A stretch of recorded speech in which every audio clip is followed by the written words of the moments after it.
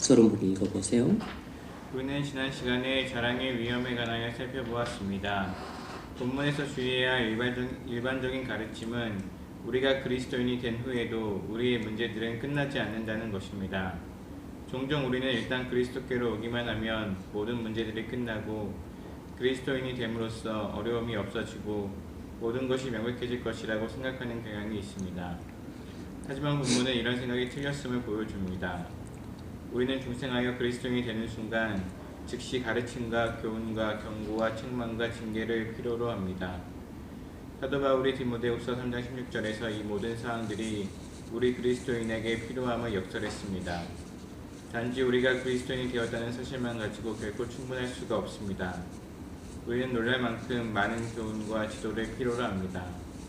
이방인들은 교회 안으로 들어왔지만 여러 가지 문제들, 심지어 위험에까지 빠져 있었습니다.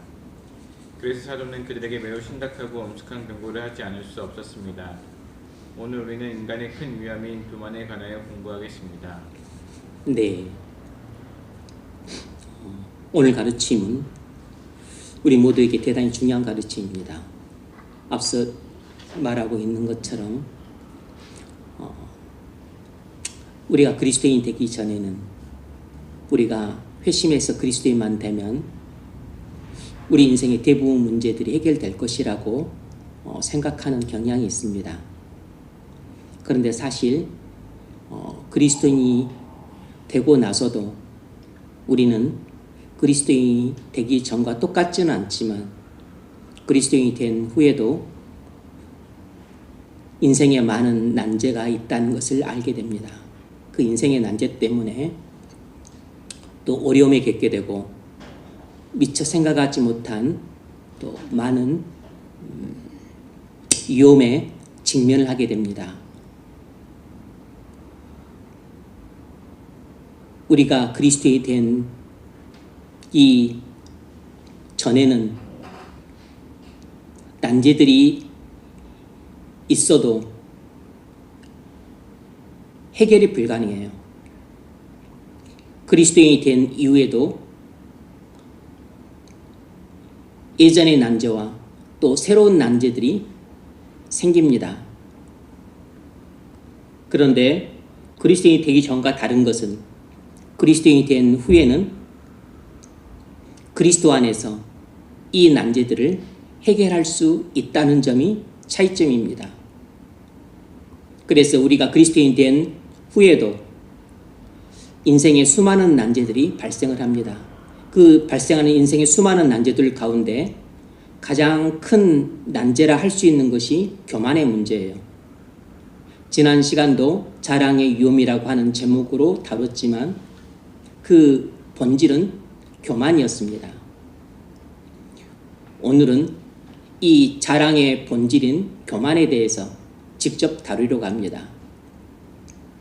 왜냐하면 이 서신을 받고 있는 로마의 교회의 성도들이 바로 이 자랑의 위험에 빠졌고 그리고 자랑의 본질인 이 교만의 덫에 걸려 있었기 때문입니다.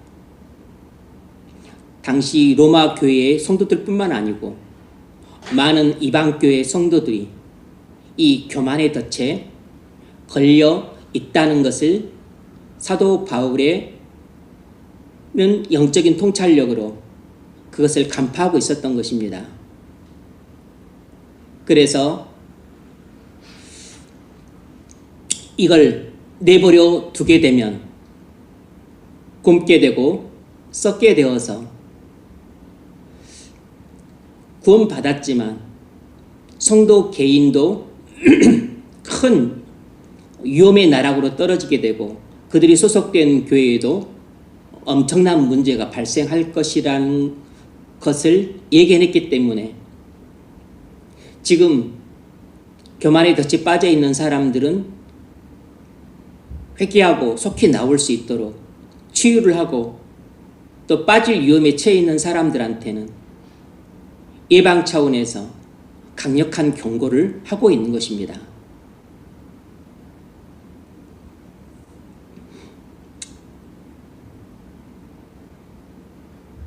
이 말씀이 오늘 우리에게 필요한 것은 우리도 똑같은 상황에 직면해 있기 때문이에요. 교만은 우리가 그리스도인 되기 전에도 가장 큰 문제입니다. 그런데 우리가 그리스도인이 된 이후에도 가장 큰 문제는 교만이라는 것입니다. 이것은 죄인인 인간의 태생적인 문제예요. 인간이 갖고 있는 본질적인 문제입니다. 인간은 평생토록 죽는 날까지 가장 큰 인간을 괴롭히는 골칫덩어리이자 가장 큰 위험에 빠뜨릴 수 있는 문제는 교만이라는 것이에요. 이 교만하고 하는 덫에서 인간은 죽는 날까지 자유로울 수가 없습니다. 오늘 이 교만의 문제에 대해서 잠깐 다뤄보겠습니다. 첫 번째 문제 읽어보십시오. 본문 18에서 22절을 읽으십시오. 사도 바울이 당시 이방인 그리스도인들에게 하고 있는 매우 심각하고 엄격한 경고가 무엇입니까? 즉 그리스도인이 된 우리 모두가 빠지기 쉬운 매우 심각한 위험이 무엇입니까? 네, 당시 로마 교회의 성도들을 비롯한 모든 이방 교회의 성도들이 안고 있는 가장 큰 위험은 교만이었습니다. 따라서 오늘날 우리 그리스도인들이 안고 있는 가장 큰 문제도 교만이라고 하는 문제라는 사실이 자명합니다. 우리 모두가 빠지기 쉬운 이 심각한 위험이 무엇인가? 그건 교만이라는 것이에요. 교만입니다. 우리가 그리스도인 되기 전이든 그리스도인이 된 후든 우리에게 있는 가장 큰 위험은 교만이라는 사실입니다.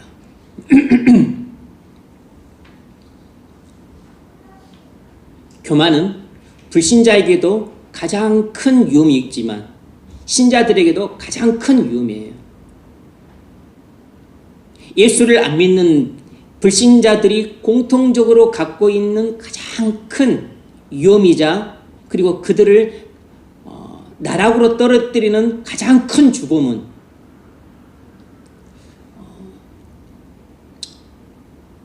머리가 나쁘다거나 아니면 단순히 좀 무능하다거나 아니면 좀 불성실하다거나 아니면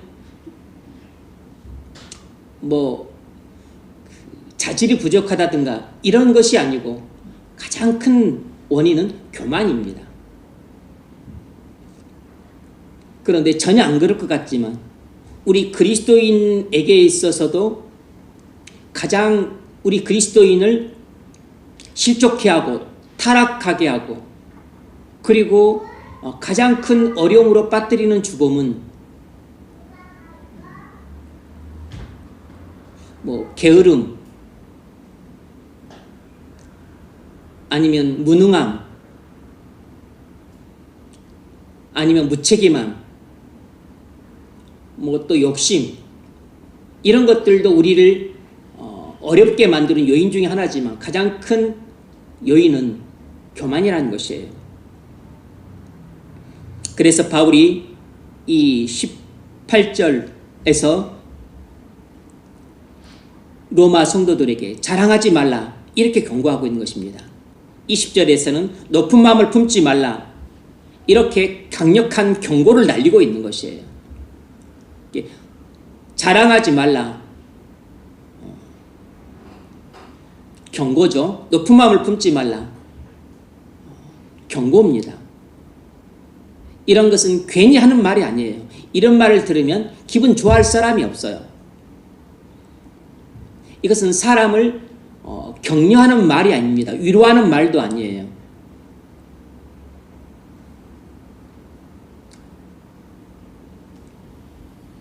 빠질 위험을 예견하고서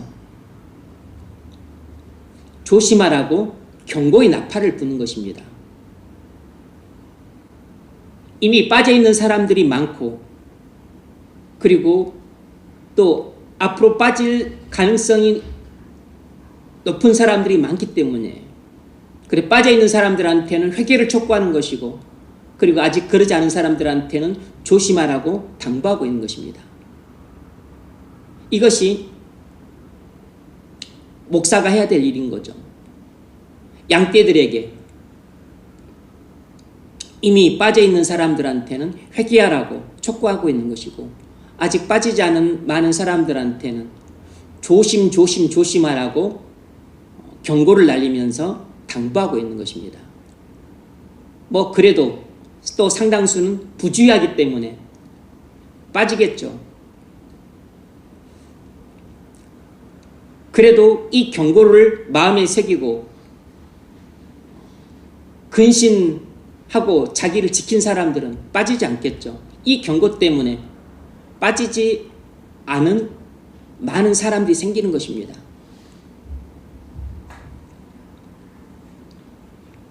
첫 번째 문제 읽으십시오. 성경은 자랑하는 것과 높은 마음을 품는 것에 대해 매우 자주 다룹니다. 이유가 무엇입니까? 네, 성경은 자랑하는 것과 높은 마음을 품는 것에 대해 매우 자주 다루는 이유가 무엇인가? 그것은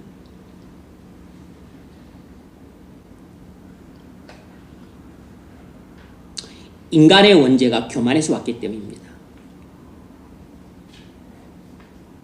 인간의 원죄가 교만에서 왔기 때문에 이 사실이 우리에게 말해주는 바가 뭐냐면, 인간이 원천적으로 갖고 있는 가장 큰 문제는 교만이라는 것입니다. 인간의 원천적인 가장 큰 문제는 교만이라는 사실이에요. 인간의 원죄가 교만에서 왔기 때문에 인간이 원천적으로 갖고 있는 가장 큰 문제는 교만일 수밖에 없는 것입니다. 그런데 이것은 인간만 그런 게 아니고 사탄도 그래요. 사탄의 타락도 교만에서 온 것입니다. 사탄이 갖고 있는 원천적인 문제도 교만인 것이에요. 그러니까 하나님을 제외한 인격적인 피조물은 천사와 인간이 있는데, 천사와 인간이라고 하는 이 두 인격적인 피조물이 원천적으로 갖고 있는 가장 큰 문제는 교만이라는 사실을 알 수 있어요. 그래서 인격을 갖고 있는 존재에게는 원천적으로 가장 큰 위험이 교만이라는 사실을 주지하고 있어야 됩니다. 교만은 우리 인간의 모든 악과 모든 문제들의 근원이에요. 바울은 자신의 개인적인 경험을 통해서 이 사실을 잘 알고 있었습니다. 바울은 이 사실을 뼈저리게 본인이 경험을 했어요. 과거에 그는 교만하고 독선적인 바리새인이었습니다. 교만이 하늘을 찔렀기 때문에 자기가 잘못 알고 있는 바를 굳게 확신하고서 예수를 이단의 괴수라 여기고 예수 믿는 자들을 때려잡아 죽이는데 앞장을 섰어요. 부활하신 예수님이 그를 찾아오지 않으셨더라면 그는 평생 눈이 멀어서 그렇게 교만의 늪에 빠져서 허우적거리다가 인생이 끝나고 말았을 겁니다. 그런데 긍휼이 풍성하신 주님이 그를 찾아오셔서 그의 눈을 열어주심으로 그가 자아가 깨지면서 교만이 깨지면서 깊은 겸손한 사람으로 새롭게 태어났던 것이에요. 마찬가지로 우리도 주님이 우리를 찾아오지 않으시면 우리의 자아는 결코 깨지지 않습니다. 우리의 교만도 결코 깨지지 않아요. 그러면 우리는 스스로의 힘으로는 겸손해질 수가 없는 것입니다. 우리 스스로의 힘으로는 자아를 못 깨뜨리기 때문에 겸손해질 수가 없는 거죠. 자아가 뭡니까? 교만 덩어리예요. 자아가 뭡니까? 자기 사랑이잖아요. 자기 자랑이라고. 자기 높임입니다. 자아는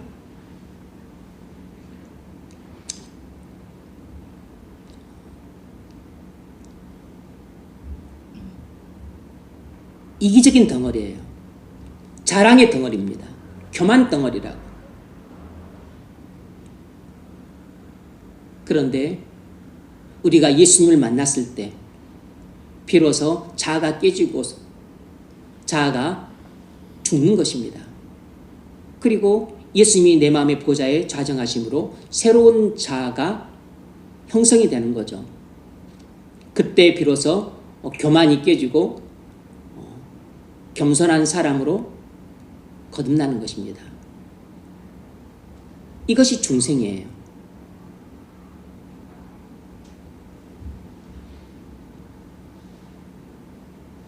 바울은 자신의 경험을 통해서도 자신의 최고의 문제는 교만이었다는 사실을 뼈저리게 경험했기 때문에 교만이 얼마나 인간의 무서운 위험인지를 잘 알고 있었기 때문에 항상 경계를 늦추지 않았습니다. 그래서 바울은 서신서에서 늘 교만의 문제를 다뤘어요. 두 번째 문제, 고린도 교회의 모든 문제의 근원은 무엇이었습니까? 고린도 교회의 모든 문제의 근원도 교만이었습니다.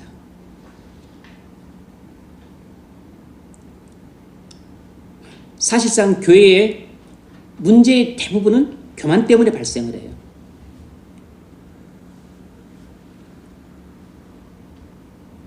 한 4가지를 간단히 들자면 굳이 안 적으셔도 됩니다. 고린도 교회에는 파벌로 인한 분쟁이 있었는데 이것도 전부 교만 때문에 발생했습니다. 그리스도파, 바울파, 아볼로파, 게바파, 이건 전부 인간의 교만 때문에 파벌이 조성이 되고 그리고 서로 다툰 것이에요. 두 번째, 자기 자랑도 교만 때문입니다. 고린도 교인들은 자기 자랑 엄청 해댔어요. 나는 방언을 잘한다, 통역을 잘한다, 나는 가르치는 은사가 있다, 나는 구변 은사가 있다, 지혜 은사가 있다.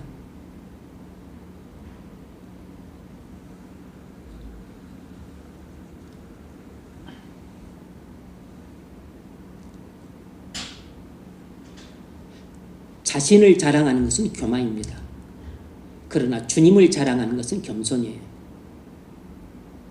그래서 자신을 자랑하는 사람인가 주님을 자랑하는 사람인가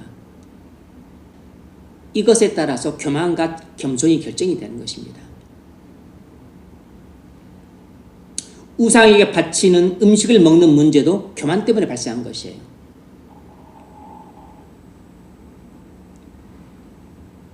영적 은사들에 대한 논쟁도 교만 때문에 발생한 것입니다.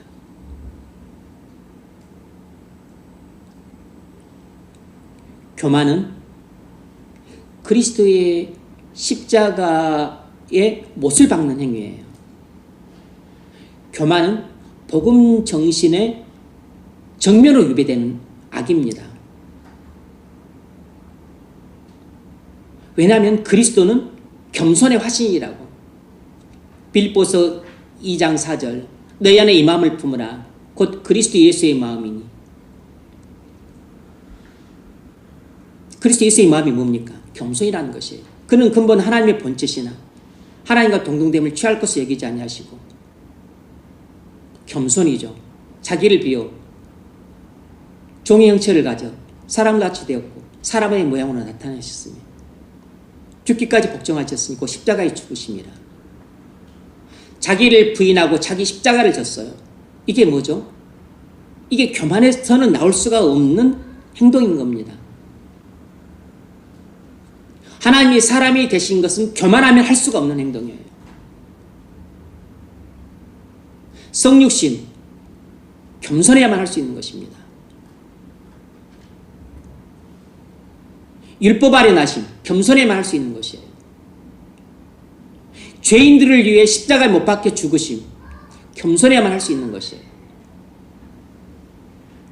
죄인들 안에 들어오심, 교만한 사람, 교만하면 어떻게 그렇게 하겠습니까?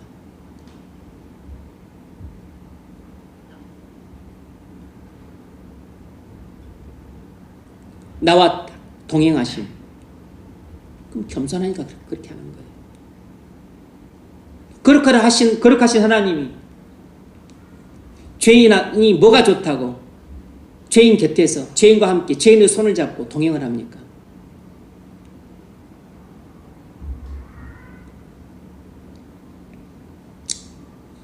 두 번째 문제 읽으십시오.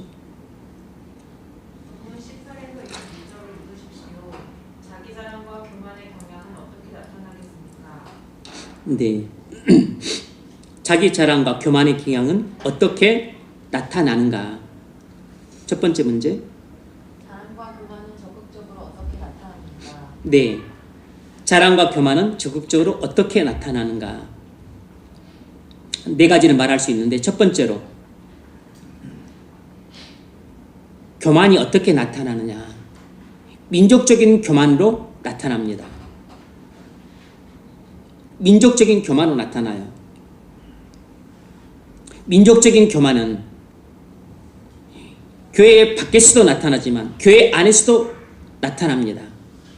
당연히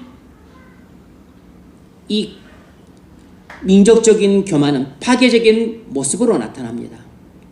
교만은 반드시 파괴적인 모습으로 나타나게 돼 있어요. 수천 년 동안 민족적인 교만은 문제를 일으켰습니다. 비록 우리가 그리스도인이 되었지만 민족적인 교만을 버리지 못했어요.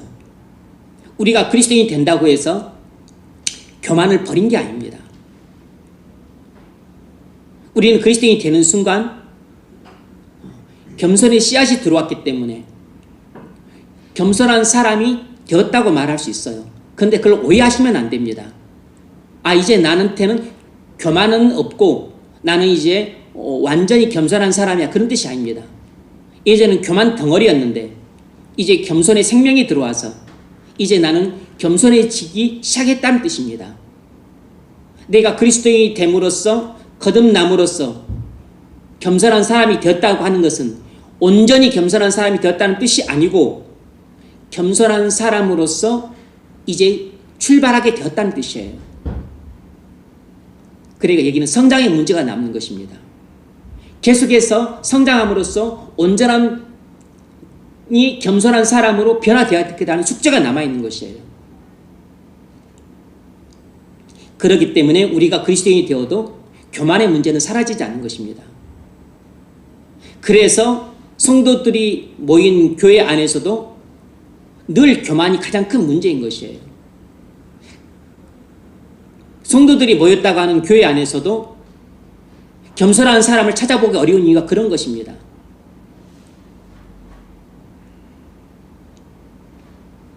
예컨대 유대인들은 하나님 백성이었어요. 그런데 그들이 겸손했습니까? 그들은 민족적인 교만이 아주 강한 사람들이었습니다. 이방인을 멸시했고 자신들을 엄청 자랑했어요. 아브라함 때부터 지금까지도 유대인들의 교만은 변하지 않았어요.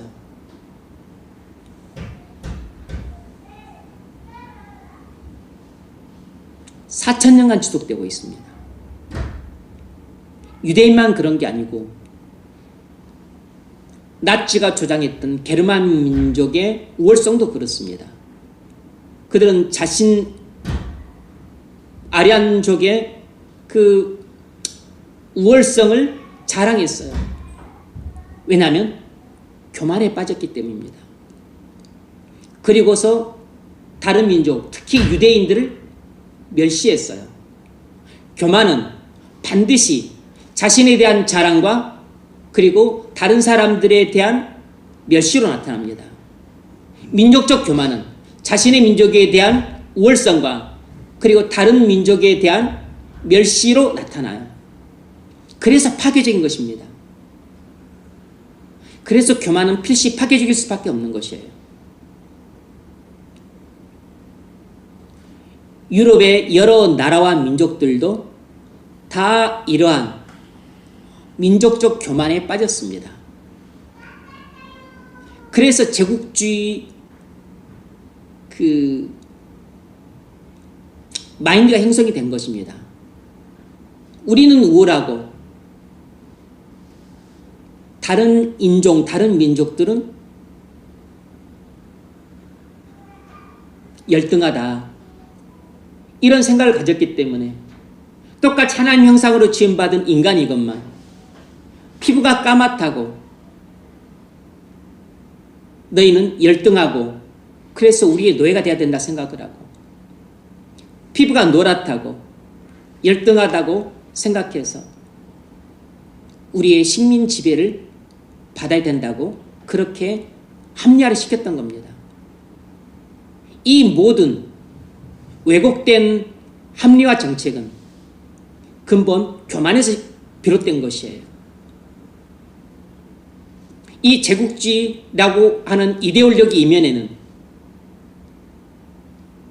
인간의 타락으로 말미암는 교만이 그 중심을 차지하고 있는 것입니다. 인간이 교만하지 않았더라면 이런 제국주의 이데올로기가 형성될 수 없어요.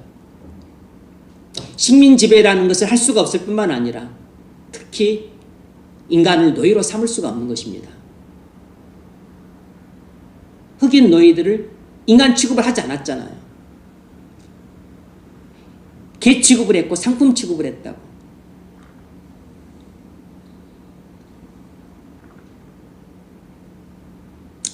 두 번째로 교만은 가문으로도 나타납니다.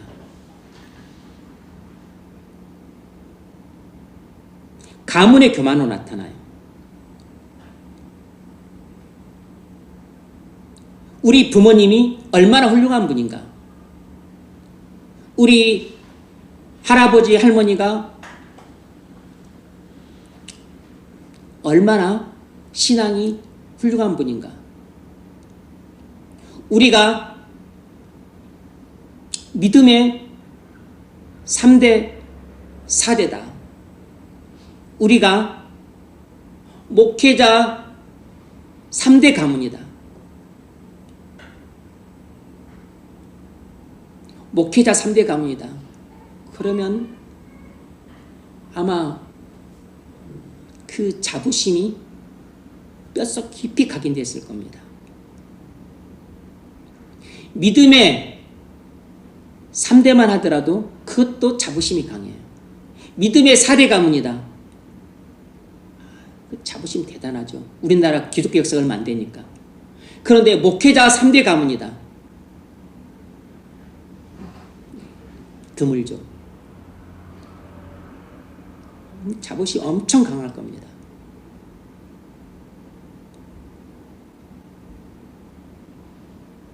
안 그러기가 힘들어요. 우리는 이런 사실을 엄청 자랑하고 의지합니다.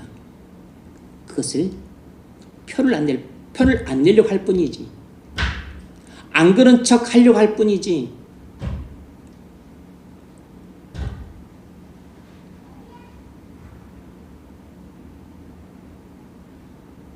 이런 사실이 나를 높여줄 것이라고 생각하고 있는 것이에요.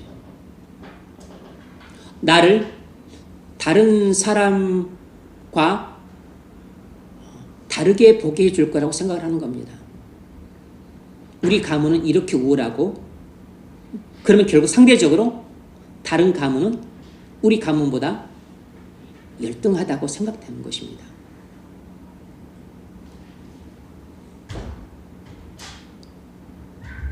많은 유명한 목사님들이 이런 함정에 빠져서 자신의 아들이 목회자 자질이 없음에도 불구하고 꼭 목사를 만들어서 자기 교회를 세습해 주는 경우들이 있습니다.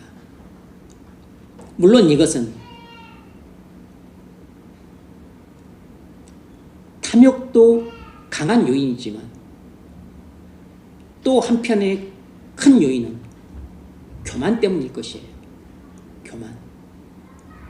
인간의 탐욕도 한 축을 이루지만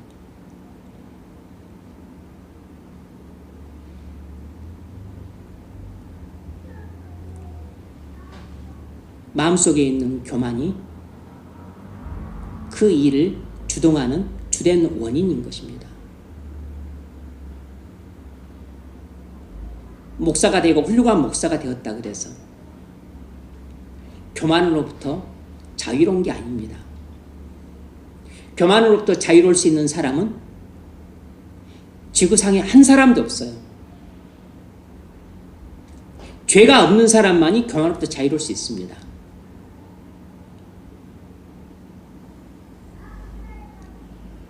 죄를 가진 사람은 교만으로부터 결단코 자유로울 수가 없어요.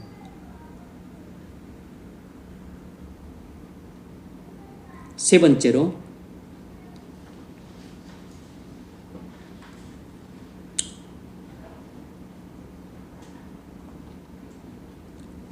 자신의 가치를 자랑하는 형태로 나타납니다. 이 세 번째, 네 번째는 개인적인 교만입니다. 세 번째, 네 번째는 개인적인 교만인데 이 개인적인 교만이 어떻게 나타나냐면 자신의 가치를 자랑하는 형태로 나타나요. 내가 그리스도인이 된 것은 아마 모르긴 몰라도 내가 착하고 뭔가 남다른 구석이 있었기 때문일 것이라고 생각하는 것입니다.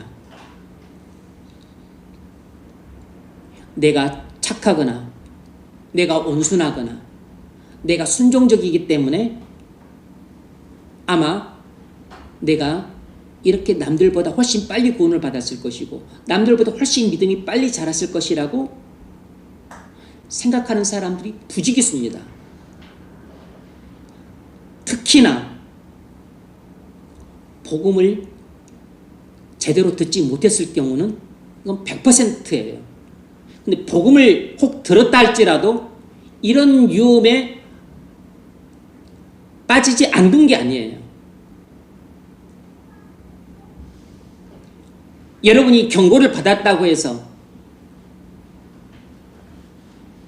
여러분이 그 실수를 안 하는 게 아니잖아요. 조심하라고 주의를 받았다 그래서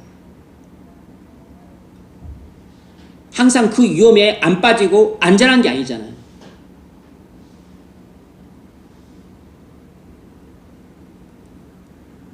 그런데 복음을 제대로 듣지 못하고 그리고 성경 공부를 꾸준히 하지 않고 진리를 제대로 배우지 않으면 많은 사람들은 희미하고 아리까리한 상태 속에서 소견에 옳은 대로 생각을 하게 돼 있어요.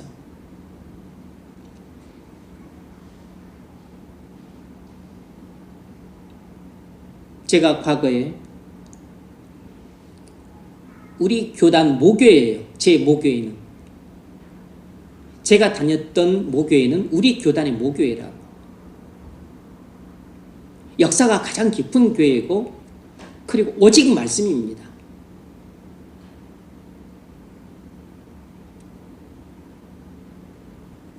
그럼에도 불구하고 제가 신앙생활 하면서 마음속으로 이런 생각들을 하고 있었어요.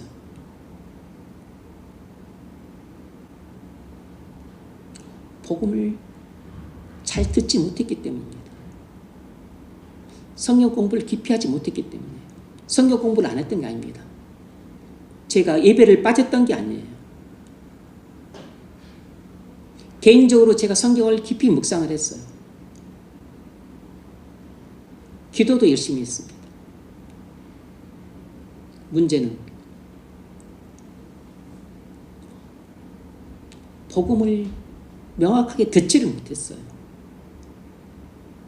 그리고 성경 공부를 깊이 있고 체계적으로 못했습니다.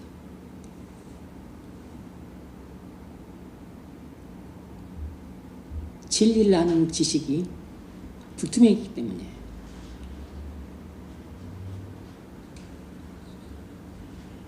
그러면 반드시 이렇게 엉뚱한 생각을 합니다.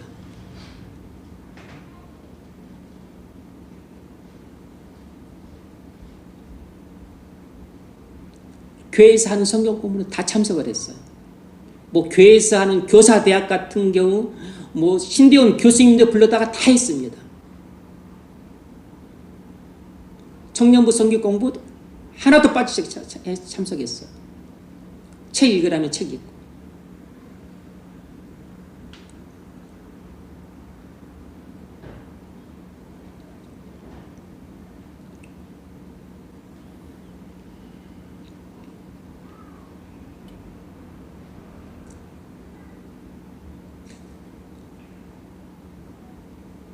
그런데 복음을 들어도 우리 마음 자체가 타락했기 때문에 근본 교만한 것입니다. 그리고 은혜가 들어와야만 겸손함으로 조금씩 바뀌는 것이에요. 그래서 교만의 문제는 가끔 생기는 게 아니고 교만의 문제는 평생 안고 있는 문제입니다. 우리는 은혜를 받을 때만 그만큼 잠시 겸손해지는 것이에요. 우리의 근본 바탕은 겸손이 아니고 교만입니다. 은혜가 들어와서 겸손의 씨앗이 심어진 것입니다. 은혜가 계속 들어올 때만 우리는 겸손한 성품이 조금씩 자라가는 것이에요.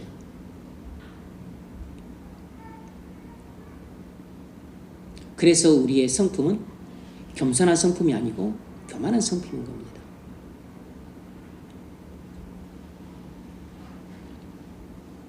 자신의 성품을 자랑하고 자신의 선행을 자랑하고 또 자신의 신앙적인 열심을 자랑하고 또 자신의 지적인 능력을 자랑하고 또 자신의 경제적인 여유로움을 자랑하고 가문을 자랑하고 학력을 자랑하고 외모를 자랑하고 자랑할 것이 1000가지가 넘어요. 자랑을 못해서 아쉬운 것입니다. 우리는 어떤 형태든지 자랑을 하고 싶어 해요. 왜죠? 교만하니까. 여러분 자랑하고 싶어 하지 않나요? 자신의 죄를 말하는 듯 하면서도 또 자랑을 합니다.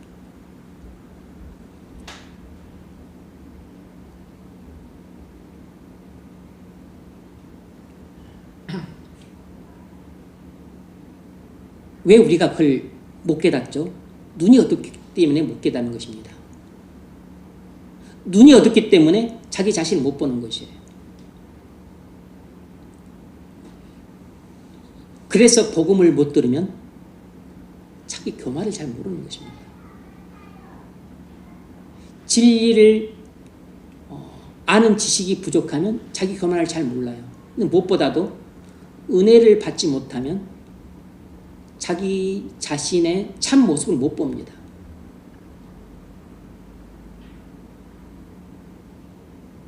그리고서 속으로 희한한 생각을 해요.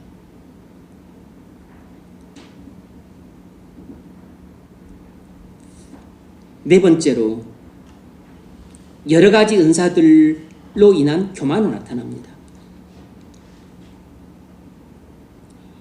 이 은사는 성령께서 다른 성도들을 돕고 교회를 세우라고 주신 것인데 이 교만한 우리는 성령께서 주신 은사를 은혜로 받아놓고 나서 이 은사를 갖고 자신을 자랑하는 데 씁니다. 나는 이렇게 방언한다. 나는 이렇게 통역한다. 나는 이렇게 구변이 좋다. 나는 이렇게 잘 가르친다. 나는 이렇게 또 치료도 잘한다. 나는 이렇게 병도 고친다. 나는 이렇게 귀신도 쫓아낸다. 나는 또 이렇게 믿음이 특별하다. 나는 이렇게 예언도 한다.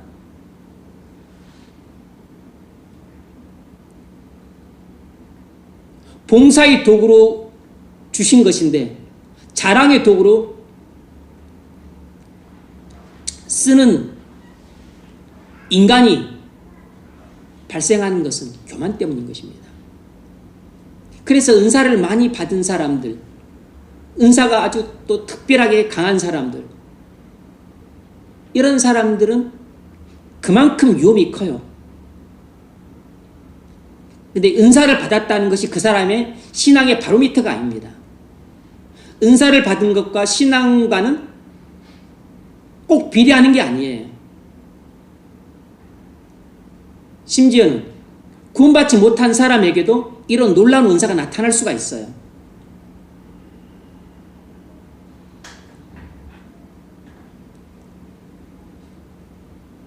은사의 능력이 아주 비상하고 탁월할수록 이건 교만에 빠질 위험성이 그만큼 높아요.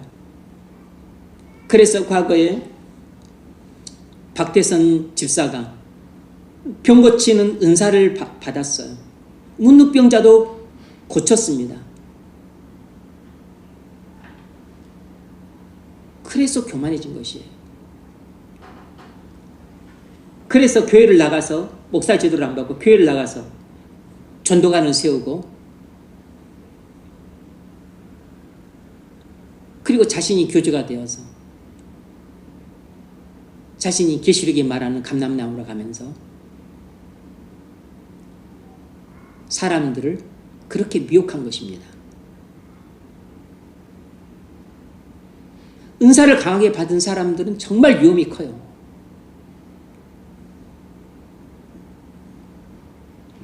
믿음은 작은데 은사를 많이 받거나 아니면 또 강력한 은사를 받았다. 이런 사람들은 시험에 들기 쉽습니다. 실족하기 쉬워요.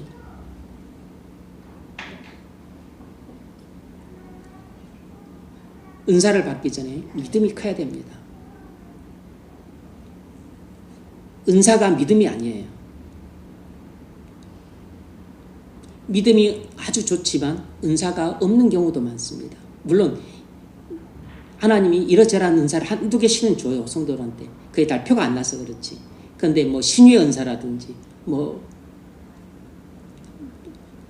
예언의 은사라든지 아니면 또 귀신을 쫓아내는 은사라든지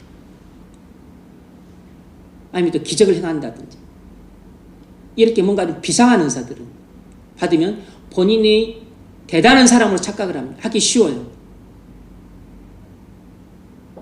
영적으로 성숙하지 않으면 이런 사람들은 정말 시험에 들기 쉽습니다.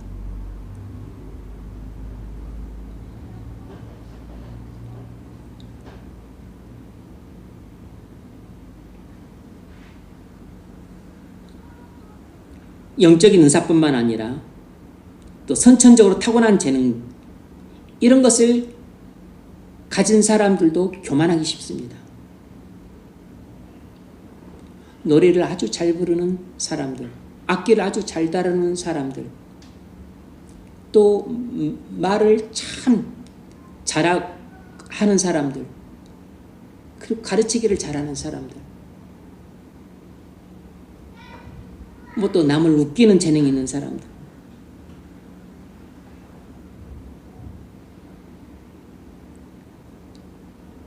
은사가 있거나 재능이 뛰어난 사람들 교만에 빠지기 쉽습니다. 이것이 하나님이 거저 주신 선물이라는 것을 잊기 때문이에요.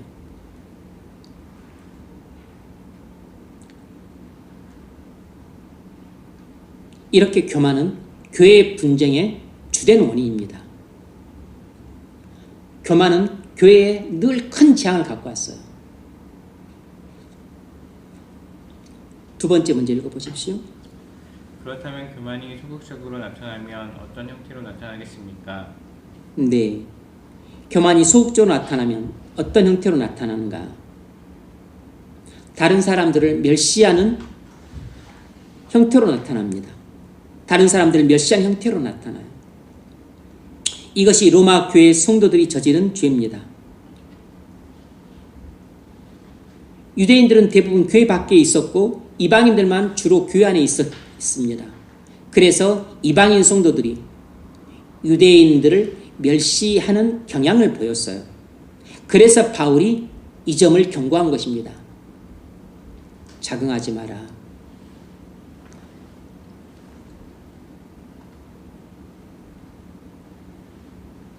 높은 마음을 품지 마라.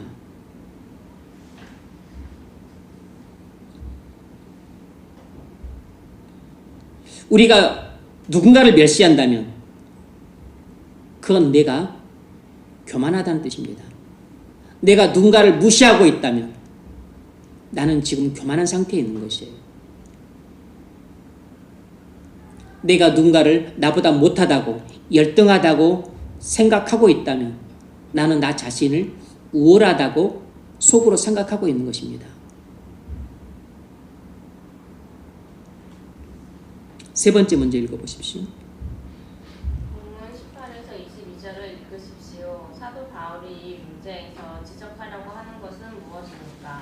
네, 바울이 이 문제에서 지적하려고 하는 건 무엇인가?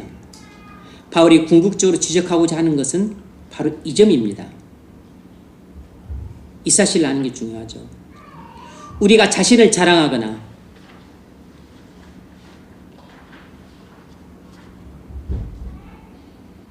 남을 멸시하는 것은 사실상 무슨 행위냐면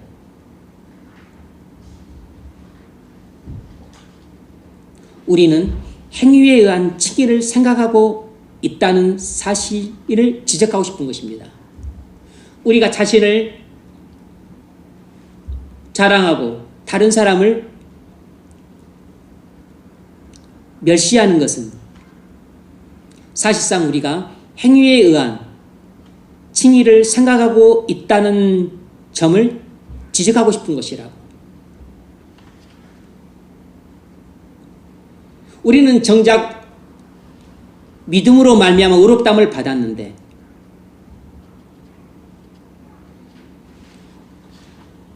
우리는 자신을 자랑하고 남을 멸시를 해요. 다시 말하면 우리는 하나님의 전적인 은혜로 구원을 받았는데 그래서 자랑할 것이 아무것도 없는데 그런데 자신을 자랑하고 다른 사람을 멸시합니다. 이 이야기는 하나님의 전적인 은혜로 구원을 받았고 나서 마치 우리는 내 행위나 노력으로 구원을 받은 것처럼 생각하고 있기 때문에 자기를 자랑하고 남을 멸시하고 있는 것입니다. 그런데 내가 믿음으로 말미암아 의롭다함을 받았다는 사실 알아요. 모르는 게 아닙니다. 그럼에도 불구하고 또 그것은 까맣게 있고 마치 내가 착해서 또는 노력을 해서 남과 다르게 의로워서 구원을 받은 것처럼 그렇게 착각을 하고서 자기를 높이고 다른 사람을 업수 여기고 있는 겁니다. 그러니까 자기를 자랑하고 남을 멸시하는 것은 지금 네가 행위로 의롭다함을 받았다고 생각하고 있는 것이다 라는 점을 지적하고 싶은 것이에요.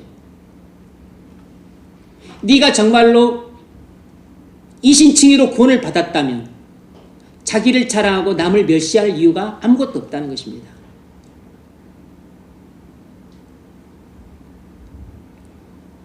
첫 번째 문제 읽으세요. 유대인들이 갖고 있었던 문제는 무엇입니까? 이행칭의를 의지하는 것이었습니다. 행위로 의롭다함을 받으려고 했던 것이에요. 그걸 율법주의라고 부르죠. 우리가 이행칭의를 의지하게 되면 우린 필연적으로 교만해집니다. 그래서 유대인들이 행위로 의롭다함을 받는다고 생각하고 있었기 때문에 유대인들은 필연적으로 교만해질 수밖에 없었어요. 왜냐하면 자신들만 하나님의 율법을 지키고 있다고 생각을 했기 때문에. 이방인들은 하나님의 율법 자체가 없으니까 율법을 지키고 구원을 받을 수가 없다고 생각을 해서 멸시했고, 자신들만 하나님의 율법을 받았기 때문에 하나님의 율법을 받아서 지킴으로 우리는 구원을 받았다고 생각했기 때문에 자신들을 자랑하고 그럴 수 없었던 이방인들은 멸시했던 겁니다. 그러니까 행위로 의롭다함을 받는다는 그런 사상을 갖고 있는 사람들은 필연적으로 교만해질 수밖에 없어요. 그래서 세상 사람들은 종교가 있든 없든 마음속에 행위로 의롭다함을 받는다는 생각을 갖고 있어요. 그래서 종교가 없는 사람은 본질적으로 교만한 것이고, 원래 모든 사람이 본질적으로 교만한데 또 행위로 의롭다함을 받는다는 교리를 믿는 그런 세상 종교를 가진 사람들도 한결같이 교만한 것입니다. 겉으로 볼 때는 조금 겸손한 것처럼 보일 수는 있어요. 뭐 종교를 가진 사람들이 없는 사람들보다 외적으로 조금 더 선행을 하고 조금 더 착하게 사는 것처럼 보일 수는 있으니까. 그런데 불교 그리고 뭐 이슬람교 뭐 또 힌두교 다른 모든 종교들은 세상 종교들은 전부 공통적으로 이행층입니다. 그래서 교만해질 수밖에 없는 것이에요. 유대인들이 이렇게 말했습니다. 우리는 하나님의 백성이다. 우리는 율법을 지킨다. 그래서 우리는 의롭다함을 받다 구원받았다. 니들은 뭐냐? 니들은 개다. 개라는 것입니다. 니들한테는 하나님도 없고 율법도 없고 언약도 없고 그리고 구주도 없고.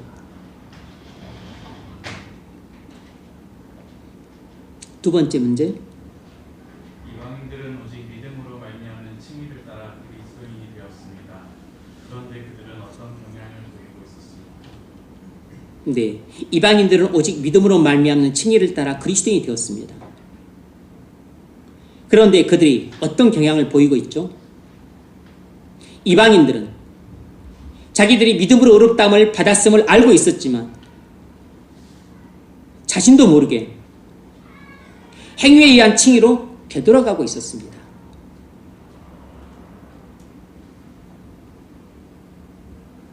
이것이 인간 내 타고난 죄성 때문에 이런 경향을 보이는 것이에요. 타고난 죄성 때문에 이런 경향을 보이는 것이라고. 본인이 믿음으로 의롭다함을 받은 줄 알아요. 하지만 자신도 모르게 내가 마치 구원받을 만한 자격이 있어서 구원받은 것처럼 생각을 하는 것입니다. 내가 구원받을 만한 뭔가 행위를 해서 구원을 받은 것처럼 그런 착각에 자꾸 빠지는 것이에요. 그래서 자신이 구원을 받은 것에 대해서 은연중에 자신을 자랑하고 그렇지 못한 사람들을 무시하는 것입니다. 자기가 믿음이 아주 좋은 것에 대해서 남과 다른 뭔가를 내가 갖고 있기 때문에 나는 이렇게 믿음이 특출나게 좋고 그렇게 교회 생활을 오래 했어도 믿음이 희끄부리한 사람들은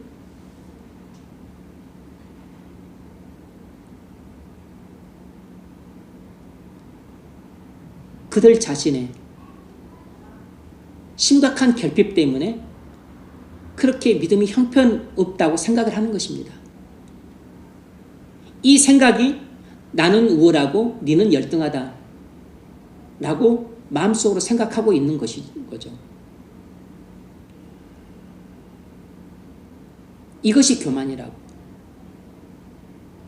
그러니까 자신이 이신칭의로 구원받았다는 것을 부인하지는 않지만 이 타고난 지성 때문에 마음속에서는 본인도 모르게 부지불식간에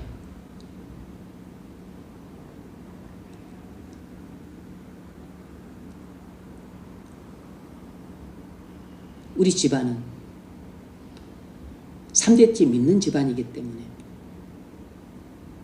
우리 어머니가 기도를 많이 해서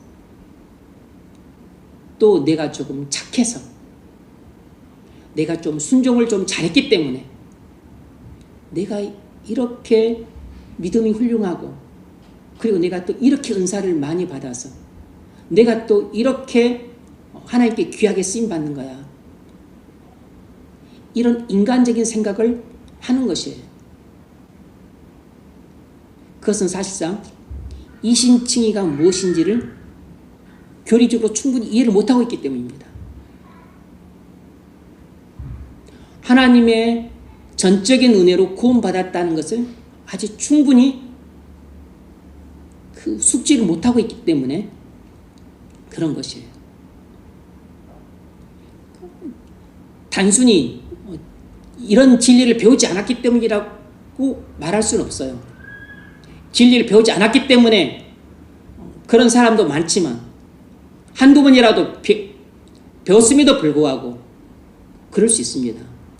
왜냐하면 이건 지식의 문제이기도 하지만 본질적으로는 은혜의 문제이기 때문이에요.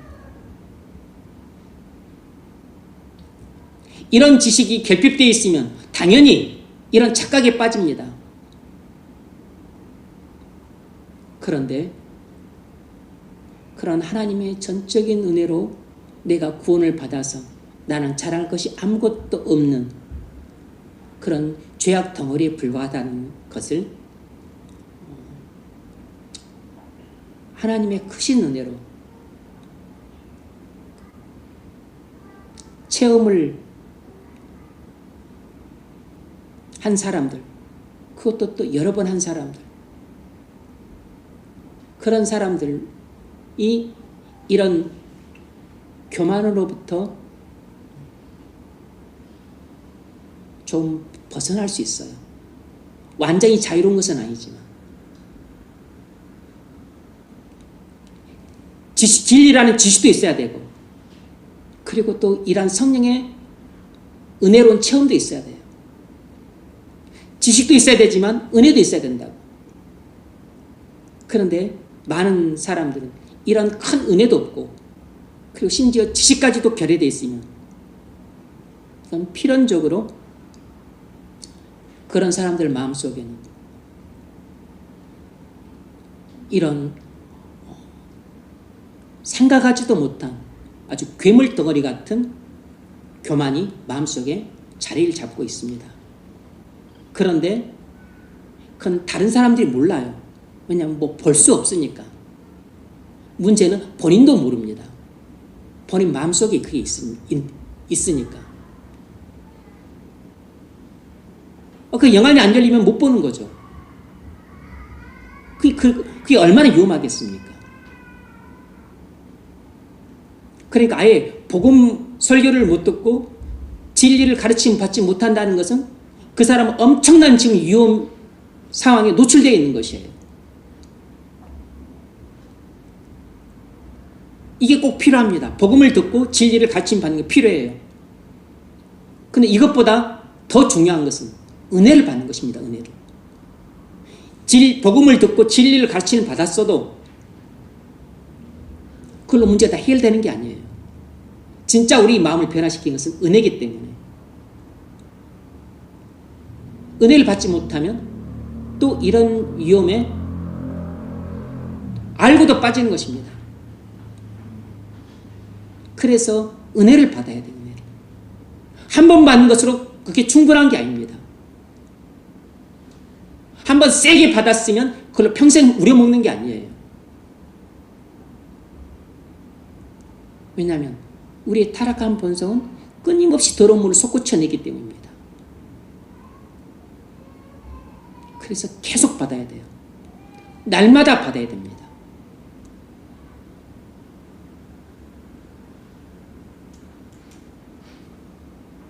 그런데 은혜도 못 받고 이렇게 진리라는 지식도 배우지 못했다. 이 사람은 완전히 거의 봉사입니다. 봉사. 자기 자신에 대해서 알지를 못해요. 자기 속에 뭐가 있는지를 모르는 겁니다. 그러면 당연히 이 사람은 교만 덩어리인데 본인이 교만 덩어리라는 사실을 모르고 살게 돼요. 말로서 교만에 대해서 말하면 수긍은 하죠. 왜냐면 뭐 그런 정도 이야기는 다 들어왔으니까. 수긍은 하고 이해는 하고 아멘 하지만 실상 모르는 것입니다.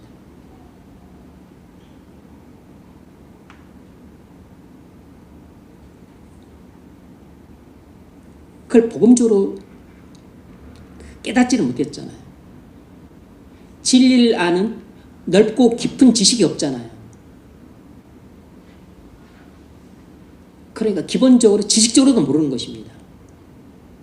지식으로도 알아야 되지만 무엇보다 그것을 은혜로 체험을 해야 돼요. 지금 우리가 뭘 하고 있는 거죠? 진리라는 지식으로 지금 접근하고 있는 거잖아요. 이런 가운데 이제 성령이 개인적으로 역사를 하게 되면 그 사람한테는 은혜의 체험으로 심화가 되는 것입니다. 지금 여러분이 듣고 있다는 것만으로도 일단은 진리라는 지식으로 접하고 있는 것이에요. 근데 이것이 성령의 역사로 나타나야죠. 그래야지 여러분이 개인적으로 체험을 하는 것입니다. 개인적으로 은혜 체험을 해야 돼요. 그래야만 그때 온전히 내 것이 돼요. 그래서 은혜로 체험을 할 때 비로소 교만한 사람이 겸손한 사람으로 변화되는 것입니다. 진리라는 지식은 내 안에 이렇게 무서운 교만 덩어리가 있구나. 이것을 머릿속으로 아는 것입니다. 머리로 아는 것이죠. 머리로 아는 것은 그걸 인지하고 있는 것이지 내 마음이 변화된 것은 아니에요. 지식은 내 머리에 내가 교만 덩어리구나. 이것을 인지시켜 주는 것입니다. 은혜는 내 마음을 변화시켜 주는 것이에요. 교만한 사람을 진짜 겸손한 사람을 변화시켜 주는 것입니다. 그러니까 지식도 필요하고 은혜도 필요한 것이에요. 지식은 머리를 변화시켜 주고 은혜는 마음을 변화시켜 주는 것입니다. 그런데 복음도 듣지 못하고 진리도 배우지 못한 사람은 마음도 변화가 안 됐지만 머리도 변화가 안 됐어요. 그러니까 그런 경우는 자기 자신의 철저하게 속는 것입니다.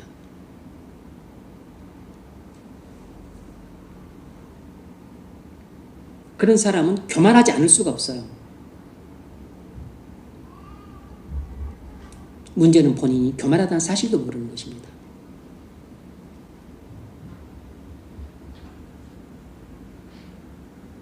이처럼 사탄은 우리를 행위로 되도록 가도록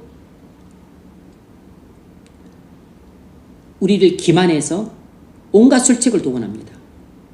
우리를 기만하기 위해 온갖 술책을 동원해요.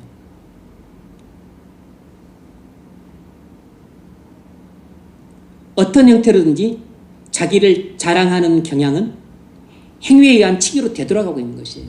여러분이 사탄이 교만하기 때문에 사탄의 자녀들은 전부 교만합니다. 그래서 사탄은 이미 하나님 자녀된 우리들을 여러 가지 온갖 술책으로 우리를 속여서 그래서 우리를 교만한 사람으로 그렇게 되돌아가게 만들려고 하는 것입니다. 그래서 자꾸 우리의 행위를 생각하고 또 우리의 가문을 생각하고 또 나의 노력과 열심을 생각하게 만들어요. 또 내가 했던 수고와 충성, 헌신을 생각하게 만듭니다.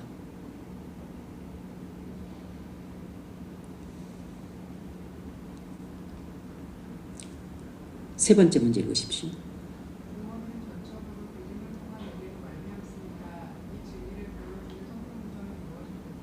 네, 구원은 전적으로 믿음을 통한 은혜로 말미암습니다. 이 구원이 하나님의 전적인 은혜로 이루어진다는 성경 구절은 뭔가? 17절입니다. 읽으십시오. 또한 가지 얼마도 끼었는데 돌 감람나무인 내가 그들 중에 접붙임이 되어 참 감람나무 뿌리에 지내는 함께 받는 자가 되었은즉. 아멘.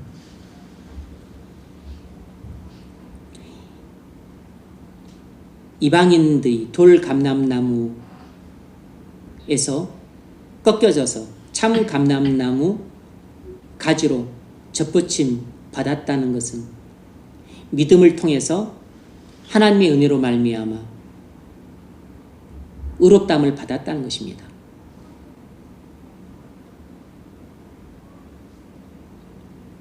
그러므로 이방인들이 참 감람나무 가지, 다시 말해서 하나님의 백성이 된 것은 그들의 행위로 된 것이 아니고 믿음으로 된 것인데 믿음으로 된 것이란 하나님의 은혜로 된 것이란 뜻이에요. 그래서 자랑하지 말라고 한 것입니다. 로마서 3장 20절 그러므로 율법의 행위로 그의 앞에 의롭다 하심을 얻을 육체가 없나니 율법으로는 죄를 깨달음이니라. 이제는 율법 외에 하나님의 한 의가 나타났으니 율법과 선지자들에게 증거를 받은 것이라. 곧 예수 그리스도를 믿음으로 말미암아 모든 믿는 자에게 미치는 하나님의 은이 차별이 없느니라. 아멘. 행위로는 절대 구원받지 못한다는 것입니다. 오직 그리스도를 믿음으로만 의롭다함을 받는다는 것이에요. 그 말은 하나님의 전적인 은혜로만 구원을 받는다는 뜻입니다. 그래서 인간은 자신을 자랑할 게 아무것도 없다는 것이에요. 그래서 그리스도인은 자신이 구원받은 것에 대해서 또 믿음이 훌륭한 것에 대해서 자랑할 것이 아무것도 없다는 것입니다. 그럼에도 불구하고 자신이 구원이나 자신의 믿음을 자랑하는 사람은 또 자신의 은사나 재능을 자랑하는 사람은 이신칭의를 모르는 사람인 겁니다. 이신칭의 진리를 부인하는 것이에요.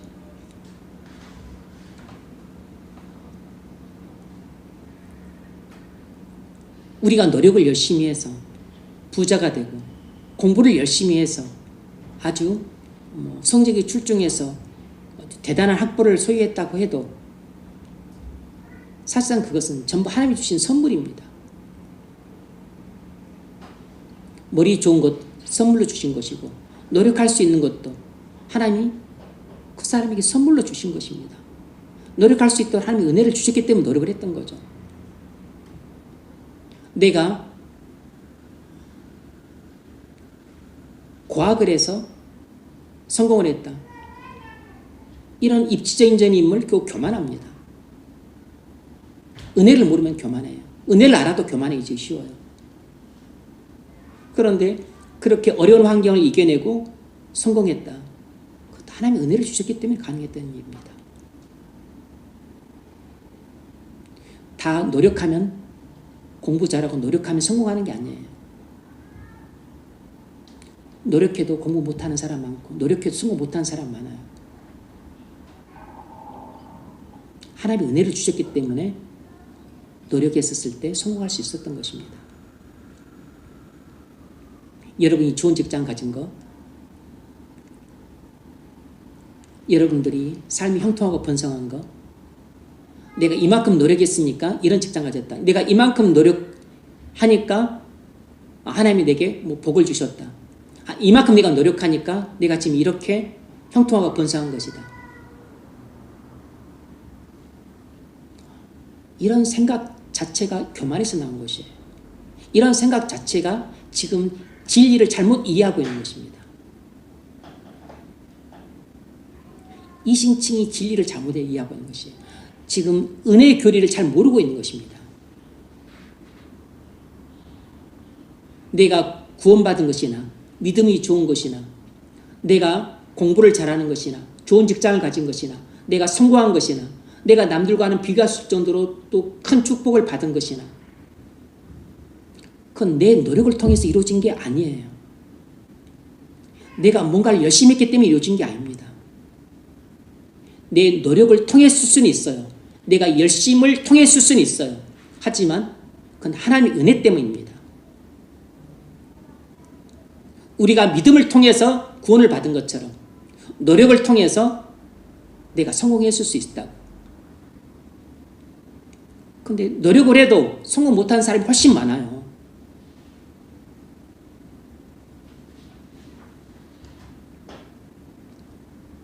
노력을 통해서 성공했던 것은 노력 때문이 아니고 하나님의 은혜 때문인 것입니다. 그래서 은혜 교리를 일단 지식적으로 잘 이해를 못하게 되면 이건 반드시 교만에 빠지게 됩니다. 그리고 내 노력 때문이 아니고 하나님의 은혜 때문에 내가 오늘날 이렇게 되었다. 그것을 정말로 은혜로 체험을 해야 돼요. 은혜로 체험을 해야 우리 마음이 교만해서 겸손으로 바뀌는 것입니다. 지식과 은혜가 같이 와야 돼요. 네 번째 문제 읽으십시오. 우리는 세상은 그리스도인과 비그리스도인으로 나눌 수 있습니다. 그 차이는 어디서 왔습니까? 은혜의 결과입니다.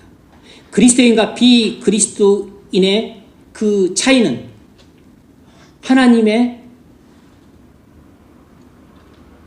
은혜의 결과예요.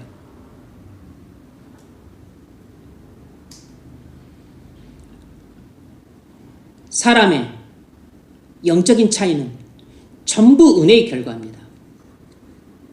믿느냐 안 믿느냐 하나님의 은혜 때문이에요. 믿음이 탁월하냐 믿음이 약하냐 하나님의 전적인 은혜 때문입니다.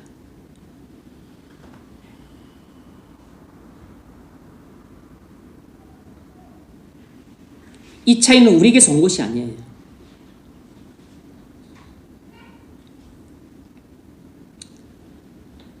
우리의 사회적인 지위, 우리의 또 경제적인 소유, 뭐 또 우리가 가진 은사나 재능, 이건 전부 하나님의 은혜의 결과입니다. 그래서 내가 공부를 잘한다고 해서 잘할 것도 없고, 내가 사업을 잘해서 돈을 많이 벌었다고 해서 잘할 것도 없고, 내가 좋은 직장 들어가서 또 월급을 많이 받는다 그래서 잘할 것도 없고, 내가 잘생겼다고 해서 잘할 것도 없고, 내가 또 하는 일이 형통하고 번성하다고 해서 잘할 것도 없어요. 왜냐하면 그건 전부 하나님이 내게 값없이 은혜를 주셨기 때문에 일어난 결과들입니다. 거기에는 내 노력이 조금 보태졌기 때문이 아니고 노력을 통해서 일어날 수 있을 수 있습니다. 심지어는 내 아무런 노력도 없이 일어난 것도 많이 있어요. 내가 뭐 얼굴 잘생긴 것이 노력하고 관계가 없잖아요. 내가 머리가 좋은 것은 내 노력이 아니잖아요.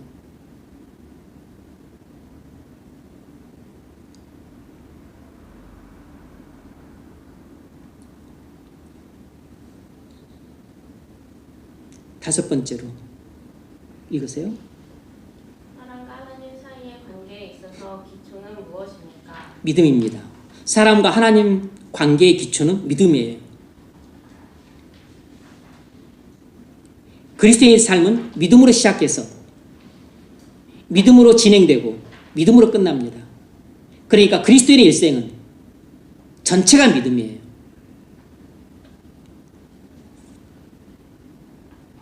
다른 기초는 없습니다. 사람과 하나님 사이의 기초는 믿음이에요.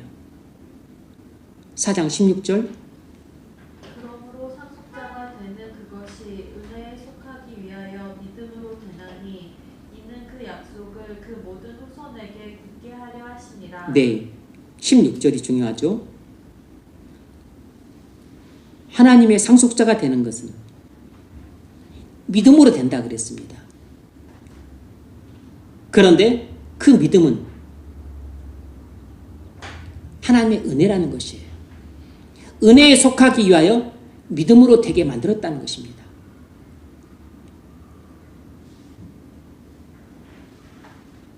그래서 믿음 자체가 하나님의 은혜의 결과로 주어진 것이에요.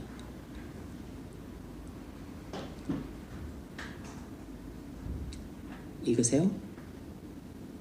아브라함의 믿음에 속한 자에게도 그러하니 아브라함은 우리 모든 사람의 조상이라. 기록된 바 내가 너를 많은 민족의 조상으로 세웠다 하심과 같으니 그가 믿은 바 하나님은 죽은 자를 살리시며 없는 것을 있는 것으로 부르시는 이시니라. 아멘. 하나님은 항상 믿음의 근거에서 우리를 다루십니다. 그러므로 하나님이 일평생 우리에게 주시하는 것은 믿음이에요. 믿음이 전부라고. 하나님 우리의 믿음 외에 다른 걸 보지 않습니다. 왜냐하면 하나님과 나의 관계의 전부가 믿음이기 때문입니다.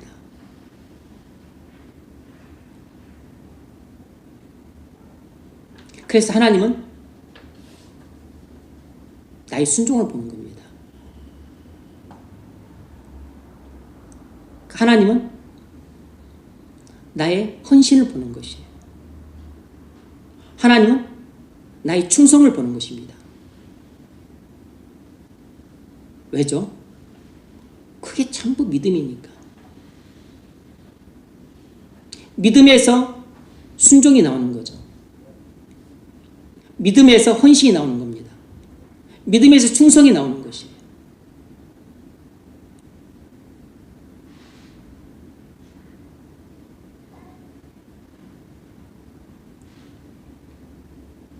하나님은 우리의 순교를 봐요. 왜냐하면 믿음의 절정이 순교니까.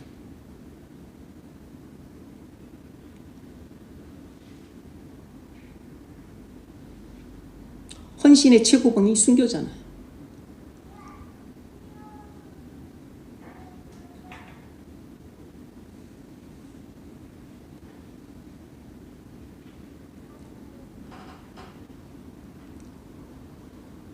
하나님은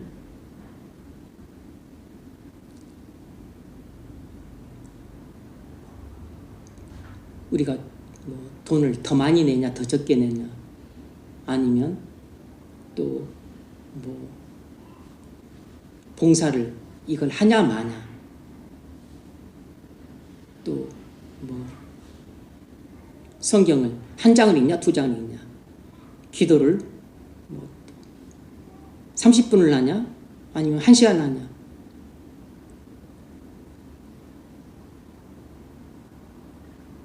이런 것에 따라서 나를 다루시는 게 아니고 하나님이 내게 보시는 전부는 믿음을 보는 겁니다. 믿음을.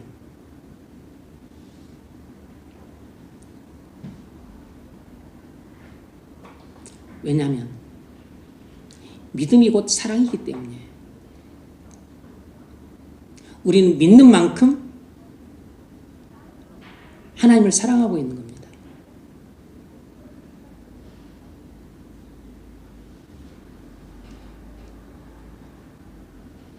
하나님은 우리가 하나님을 사랑하기를 원하세요.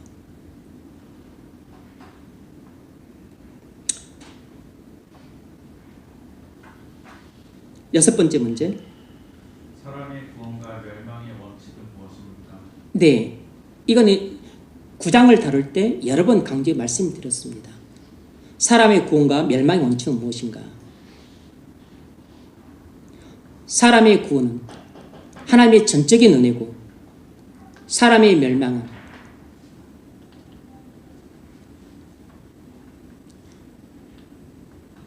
자신의 전적인 책임입니다.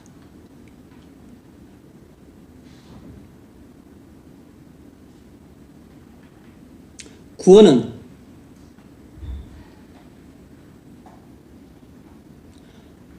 하나님의 전적인 은혜고 멸망은 자신의 전적인 책임이에요. 이 원칙이 이율배반처럼 보이지만 진리입니다.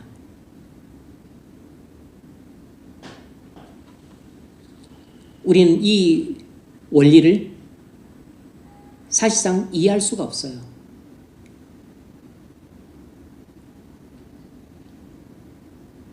그런데 그나마 이해하기 쉽게 이야기를 하자면 인간은 원죄와 자범죄 때문에 기본적으로 다 멸망하게 되어 있습니다. 그 중에서 하나님이 은혜로 택해서 믿음을 주신 자들만 구원하는 것이에요.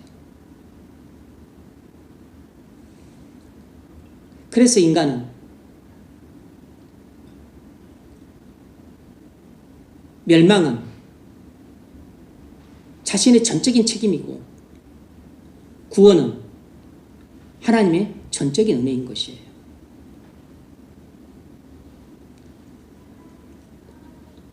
이것이 진리인 겁니다. 이걸 잊지 마십시오.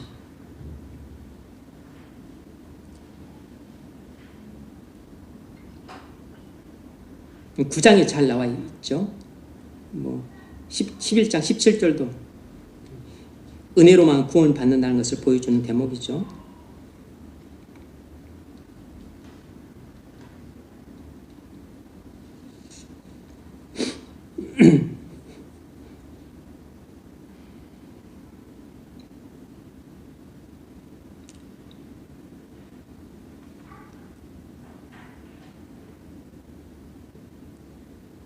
(10장) 15절 읽어보십시오.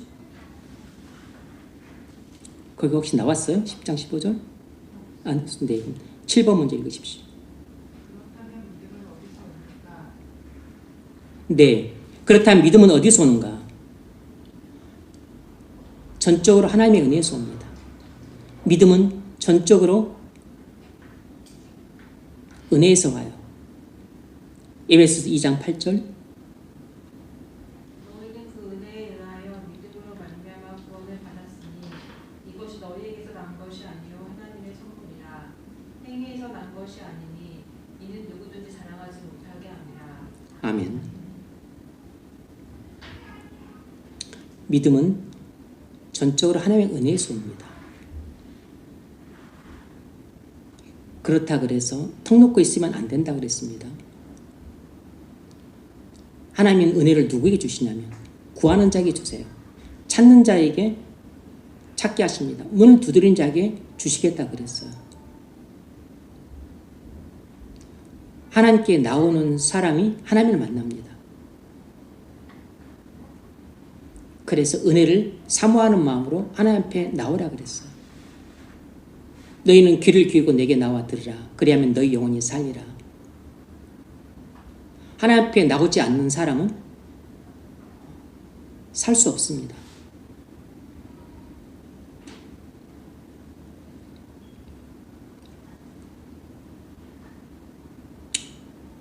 여덟 번째 문제. 사도 바울은 겸손과 경외와 경계의 필요성을 되풀이하여 권면합니다. 그리스도인들에게 두려워하라고 말하는 것이 그리스도의 복음의 일부분입니까? 네. 그리스도인에게 두려워하라고 하는 것이 복음의 일부분인가? 네, 신약 성경의 복음입니다. 복음의 일부분 맞습니다. 성경은 무조건 확신하라고만 그렇게 말하잖아요. 두려워하라고도 서신서에서 많이 말하고 있고 복음서에서도 주님이 많이 말씀하고 있어요.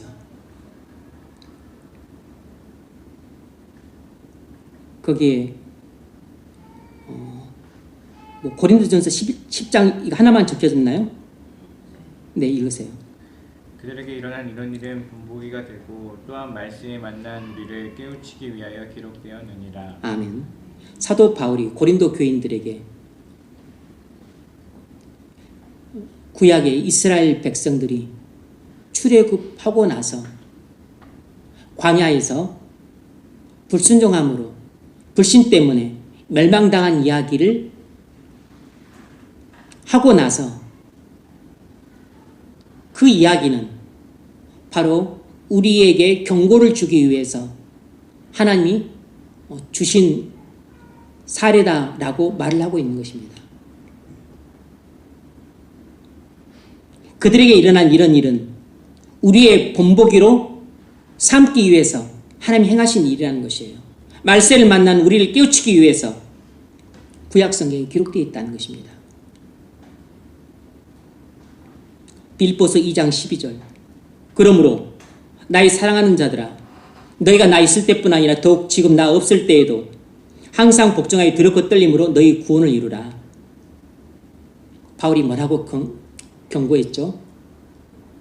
항상 복종하여 두렵고 떨림으로 너희의 구원을 이루라 그랬습니다. 이미 구원받은 성도들에게 구원을 계속해서 이루어가라는 것입니다. 항상 복종하여 두렵고 떨림으로.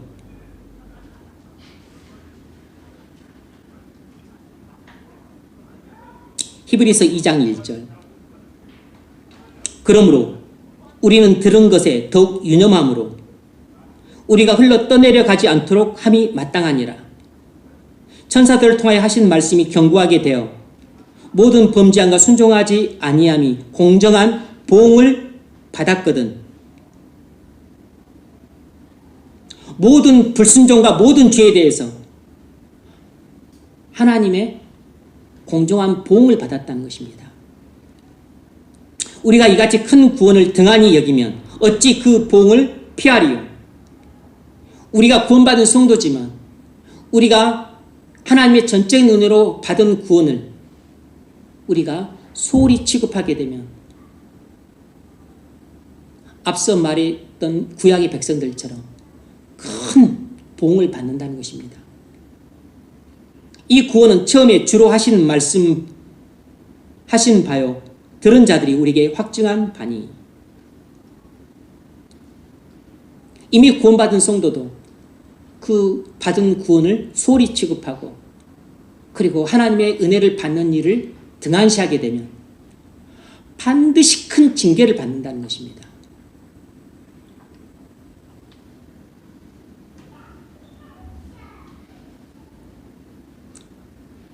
그래서 내가 지금 이 말을 하고 있는 것은 너희가 세상의 시류에 따라 살다가 그렇게 떠내려가지 않도록 하기 위해서 이 말을 하고 있다는 것입니다.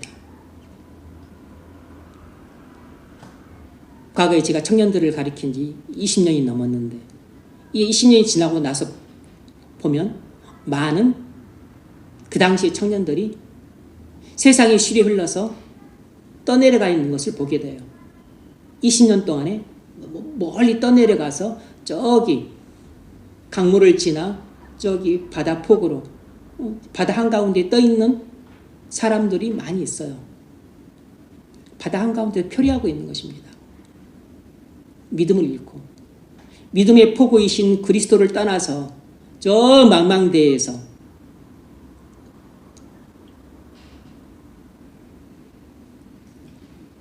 뗏목 타고 거기서 선글라스 끼고 그리고 선탠하고 있어요. 뗏목 타고서 그렇게 선탠을 하고 있어. 뗏목 타고서 거기서 낚시하고서 수영하고서 그렇게 즐기고 있어. 언제 뗏목이 엎어질지도 모르는데 언제 바다 밑으로 들어갈지도 모르는데 그리스도의 포구를 이미 떠나버렸어. 세상의 시류에 밀려서 그리스도의 포구를 떠나버렸다고.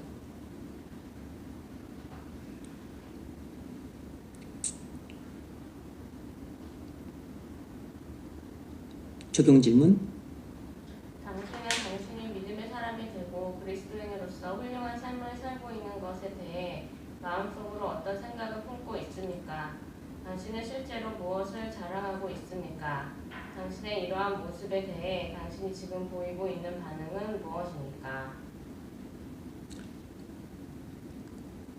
20년 전에도 경고를 안 했던 게 아닙니다. 그 당시에도 경고하고 또 경고했을 뿐만 아니라 강력한 경고의 나팔소리를 여러 번 울렸어요. 하지만 한 귀로 듣고 대부분 한 귀로 흘렀죠. 그러니까 경고의 나팔소리를 안 들었던 게 아닙니다. 한 번, 두 번, 세 번만 들었던 게 아니에요. 10번, 20번만 들었던 게 아닙니다. 귀가 닳도록 들었어요. 뭐 했죠? 지식은 가그졌습니다. 뭐 했습니까? 은혜를 받지 못한 것입니다. 자신들의 마음을 단속을 못한 것이에요.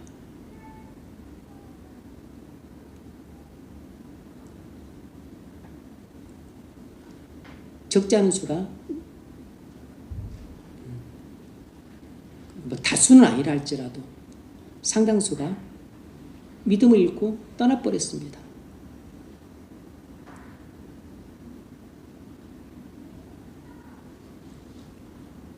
불신자랑 결혼하면서 자연스럽게 교회를 안 나가는 경우가 많아요. 신자들끼리 교회는 있지만 그냥 종교생활을 하는 경우도 많습니다. 다 떠내려간 사람들입니다. 어떤 사람은 아예 그냥 완전히 떠내려가 버렸고, 어떤 사람은 그냥 거미줄 같은 줄로 연결이 되어서 그리스도로부터 상당히 떨어져 가서 뗏목 타고 지금 그냥 즐기고 있는 것이에요.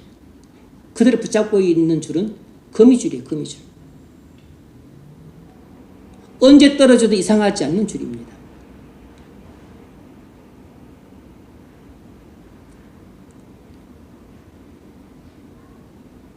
그런 친구들이 안전하다고 보십니까?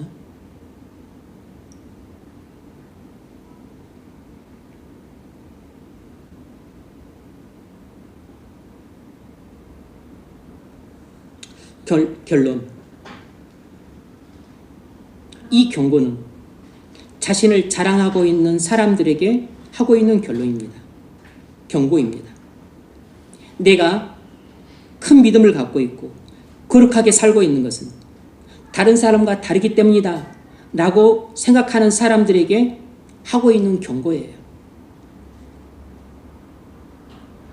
지금 내가 교회를 열심히 나오고 있고, 그리고 또 신앙 생활도 남들과는 상대적으로 상당히 열심히 하고 있다. 또 속으로 이렇게 자부심을 갖고 있는 사람들에게 하고 있는 경고예요. 이런 생각을 하는 순간 우리는 그리스도인 자리에서 바리새인 자리로 전락하는 것입니다. 나는 성경을 많이 읽었기 때문에 거룩하다. 나는 기도를 많이 했기 때문에 나는 영적으로 깨어있다. 나는 신앙생활을 꾸준히 하고 있기 때문에 남들보다 훨씬 거룩하다. 이렇게 생각하는 것을 당연하게 생각하는데, 이것이 바로 본인도 모르고 있는 우월감이라고. 이것이 바로 자신의 마음속에 뱀처럼 웅크리고 있는, 또아리를 들고 있는 교만이라고 하는 뱀입니다. 교만이라고 하는 뱀이 나와서 여러분을 물면 그건 자기 자랑과 멸시로 나타날 뿐만 아니라 자기를 자고하게 만들기 때문에 그때부터는 방심을 하게 돼요. 그러면 모든 죄의 문이 확 열립니다. 그리고 사탄이 열린 문으로 확 들어와요. 그래서 나를 완전히 사로잡습니다. 그래서 교만은 반드시 죄를 지을 뿐만 아니라 사단의 포로가 되게 돼 있어요. 그래서 교만한 사람은 타락하지 않을 수가 없습니다. 교만한 사람은 은혜를 잃지 않을 수가 없어요. 거룩에서 추락하는 것입니다.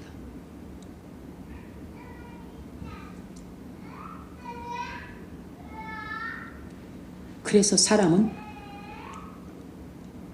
사람을 절대 신뢰해서는 안 되는 것이에요. 그 사람을 절대 믿어서는 안 되고 의지해서는 안 되는 것입니다. 아무리 훌륭한 성도도 언제 뒤집어질지 모르기 때문에, 언제 변심할지 모릅니다. 언제 타락할지 몰라요. 어제 오늘 거룩했다 그래서 내일도 거룩한 게 보장이 되는 게 아닙니다. 오늘 충성했다 그래서 내일도 충성하는 게 아니에요. 어제 오늘 헌신했다 그래서 내일까지도 헌신하리라는 꼭 보장이 없어요.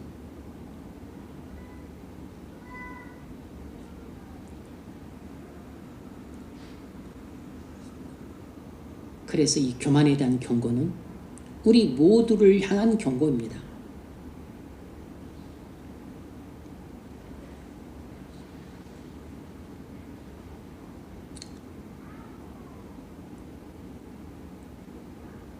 은혜 교리가 뭔지를 알아야 돼요. 그리고 그 은혜를 성령의 역사로 뜨겁게 체험을 해야 됩니다. 이렇게 성경 공부를 통해서, 말씀을 통해서 진리를 아는 지식이 1차적으로 필요합니다. 거기에 머물면 안 돼요. 반드시 은혜의 체험이 있어야 됩니다. 이것이 충분한 것이에요. 지식과 은혜를 겸비해야 돼요. 이것이 양수 겸장이에요. 고린도전서 15장 10절.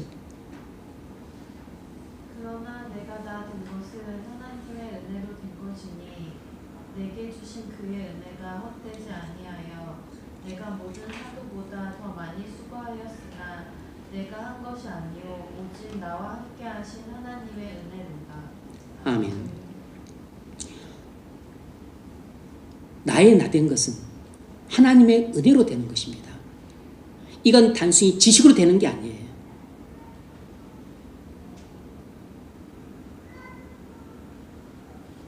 그래서 시간이 나면 좋은 신앙서적을 많이 읽지 말고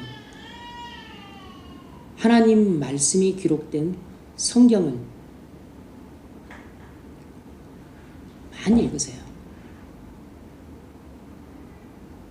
책이 은혜를 주기도 합니다만 다분히 지식을 줘요. 성경은 은혜 받기가 쉽지 않을 수 있지만 성령의 역사함으로 우리에게 은혜를 줘서 마음을 변화시킵니다. 나를 나되게 하는 것은 은혜예요. 그리고 여러분이 개인적으로 은혜 활동을 할 수 있는 가장 좋은 방편은 성경을 읽고 묵상하는 것이에요. 묵상하기 어려우면 먼저 성경을 읽으세요. 읽다 보면 묵상을 하게 됩니다. 성경은 별로 안 읽고 그저 책 읽는 일에만 열중하는 것은 그건 미련한 일입니다. 그건 멍청한 일이에요. 그건 바보 같은 일입니다. 그건 지식을 통해서 머리 사이즈만 키워서 가분수를 만드는 겁니다. 머리가 큰 것을 필요로 하지 않아요. 마음의 은혜가 강물처럼 넘쳐 흐르는 사람이 그게 은혜가 충만한 사람입니다. 그 사람이 믿음의 사람이라고. 그 사람이 하나님을 사랑하는 사람입니다. 그 사람이 경건한 사람이고 가정과 직장과 교회를 세울 사람이에요.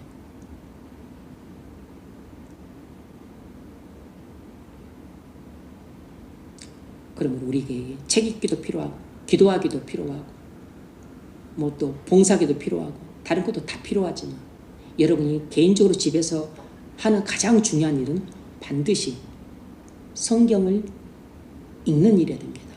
성경 읽기가 여러분 개인 경건에서 가장 중요한 일이에요. 그리고 성경을 묵상할 수 있으면 묵상을 하십시오.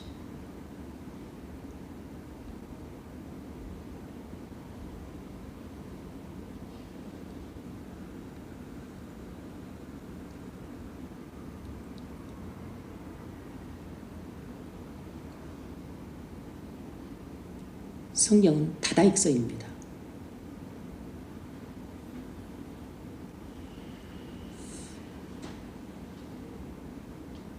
나의 나 된 것은 지식으로 되는 게 아닙니다. 하나님의 은혜로 돼요. 여러분에게 진리라는 지식과 함께 무엇보다도 하나님의 은혜가 부어지길 주의 이름으로 축원합니다.